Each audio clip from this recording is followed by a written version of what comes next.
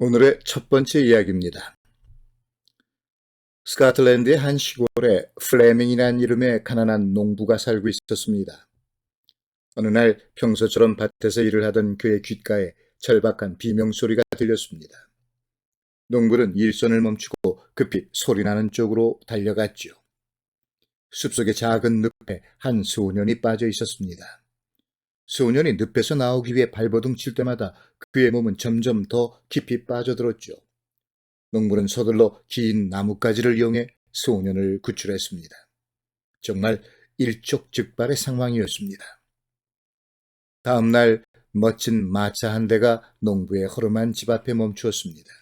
그리고 고상한 귀족 신사가 마차에서 내려섰어요. 그는 농부가 구한 그 소년의 아버지였습니다. 신사는 농부에게 진심으로 감사를 표하고 아들을 구해준 것에 대한 보답을 하고 싶어 했습니다. 하지만 농부는 한사코 그의 제의를 거절했습니다. 당연한 일을 했을 뿐이라는 것이었죠. 그때 농부의 아들이 학교에서 돌아왔습니다. 신사가 물었습니다. 아드님이신가요? 그렇습니다. 농부가 자랑스러운 듯 말했습니다. 그러면 제가 한 가지 제안을 하면 어떨까요? 아드님을 제 아들과 똑같은 교육을 받도록 하는 겁니다. 아버님을 뵈니 이 아이가 나중에 꼭 훌륭한 인재로 성장할 것 같군요. 농부는 아들이 훌륭한 교육의 기회를 얻는 것까지 거절할 수는 없었습니다.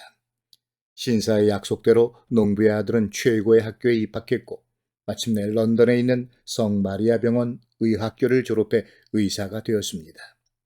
그 농부의 아들은 바로 페니실린을 발견한 알렉산더 플레밍 경이었습니다.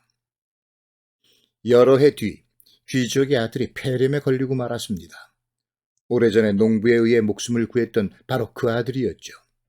자, 여러분, 이제 다시 그의 생명을 구한 것은 무엇이었을까요? 네, 페니실린이었습니다.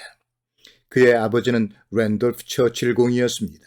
그리고 목숨을 구한 그의 아들은 윈스턴 처칠 경, 바로 그 사람이었습니다. 영어에 What goes round comes around라는 표현이 있습니다. 세상 일은 돌고 돈다는 뜻인데 결국 뿌린 대로 거둔다라는 의미지요.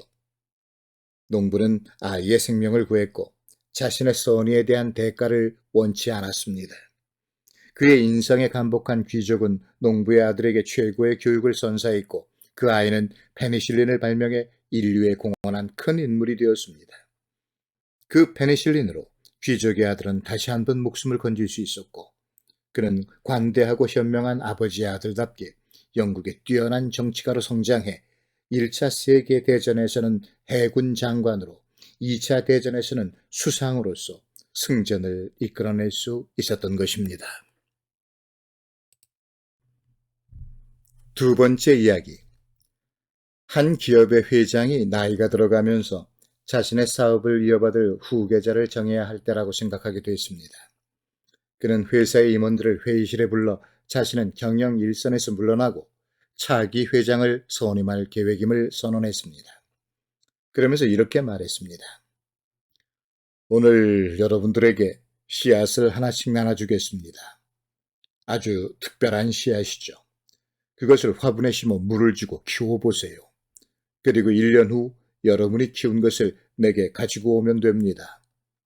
여러분들이 가져온 화분을 보고 차기 회장을 선임하겠습니다. 그 자리에 모인 사람들 가운데 짐이라는 이름의 임원이 있었습니다. 그는 씨앗을 들고 집으로 돌아가서 아내에게 회사에서 있었던 일을 얘기했습니다. 아내는 화분을 가져다 남편과 함께 정성스레 씨앗을 심었습니다. 그 후 남편은 매일처럼 화분에 물과 비료를 주어가며 애지중지 씨앗을 키웠습니다.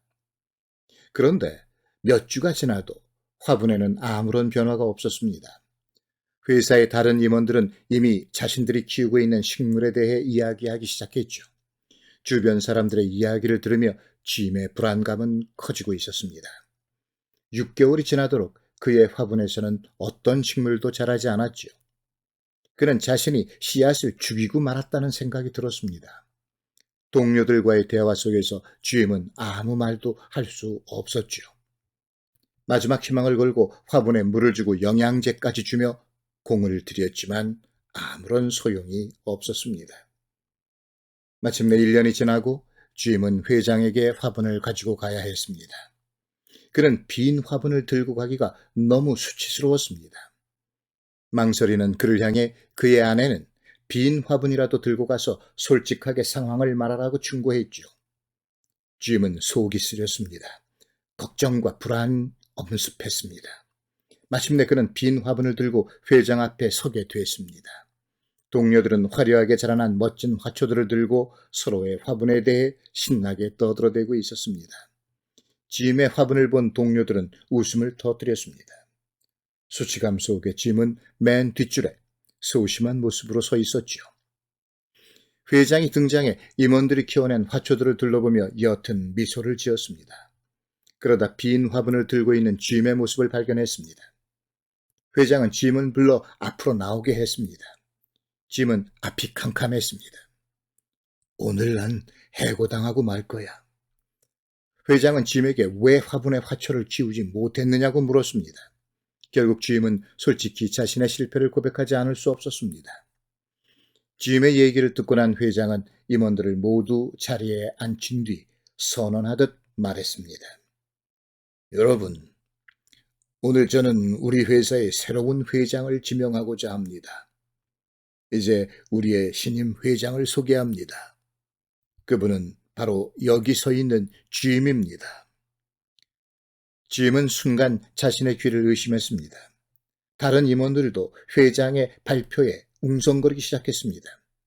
짐은 화분에 아무것도 키우지 못했잖아. 회장의 설명이 이어졌습니다.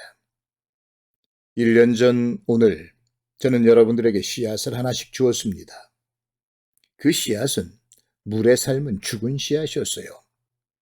아무리 물을 주고 비료를 주어도 결국 무엇도 피워낼 수 없는 것이었죠. 아마 여러분들은 화초를 피우기 위해 다른 씨앗을 구해 심었을 겁니다. 그래서 이렇게 멋진 화분들을 가지고 오게 된 거지요. 짐은 달랐습니다. 그는 용기와 정직함으로 최선을 다했고 솔직히 자신의 실패를 인정했습니다. 네, 정직을 심으면 신뢰를 거두게 됩니다. 선을 심으면 친구를 얻게 되지요. 겸손함을 심으면 위대함을, 인내를 심으면 만족을, 배려를 심으면 존경을 거두게 됩니다. 또한 근면을 심으면 성공을, 용서를 심으면 화해를 얻게 됩니다. 그러니 무엇을 심을지를 올바르게 선택해야 합니다. 그것이 무엇을 거둘지를 결정하게 되니까 말입니다.